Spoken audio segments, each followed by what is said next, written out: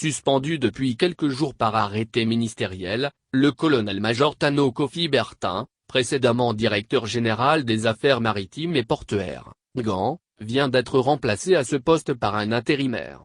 À savoir, le colonel Kouassi Yao Julien.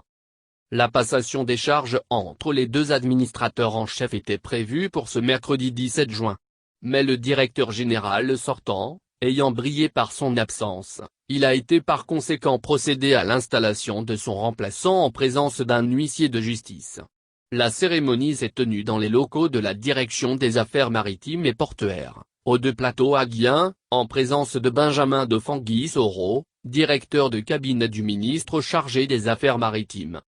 À l'occasion, le directeur de cabinet du ministre Philippe Legré a précisé que cette décision est conforme au statut de la fonction publique. Il a, en outre, invité les agents de la GAN à la cohésion. Je vous exhorte à la cohésion. Elle sera une œuvre de tous. Non seulement celle du directeur général, mais aussi une action des efforts déployés par chacun et chacune de vous. Il va être question de resserrer les rangs. Il vous revient, à chacun, de faire des efforts pour aider le ministre à approfondir les actes qu'il a posés, mais aussi à faire de nouveaux actes vers la reconstruction des affaires maritimes ivoiriennes, a-t-il lancé. Tout en rassurant que le nouveau directeur général par intérim aura l'appui nécessaire du ministre pour accomplir sa mission. Il faut voir l'administration maritime elle-même, plutôt que des personnes. Il faut voir votre carrière. Chacun doit être le porte-flambeau des affaires maritimes et portuaires. Je vous engage à travailler davantage et à être davantage dynamique, a-t-il insisté.